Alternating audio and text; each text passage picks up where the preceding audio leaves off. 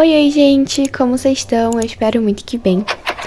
Hoje eu tô aqui pra mais um vídeo, onde eu vou estar liberando pra vocês alguns efeitos sonoros que eu uso dos meus vídeos. Eu espero muito que ajude vocês, mas antes do vídeo começar, não se esqueçam de deixar o like, se inscrever aqui embaixo, compartilhar esse vídeo com todo mundo. E agora sim, bora pro vídeo.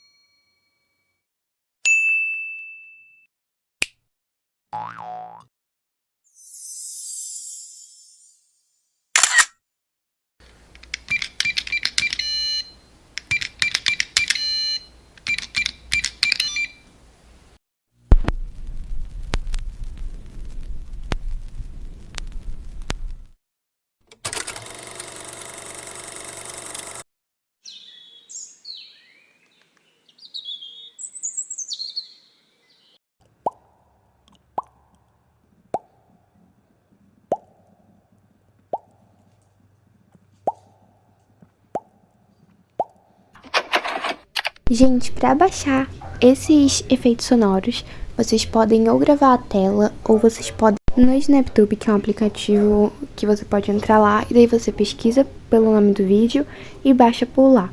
Bom, é isso, espero que tenham gostado, não se esqueça de deixar o like, se inscrever aqui embaixo, compartilhar esse vídeo com todo mundo para ajudar no crescimento do canal.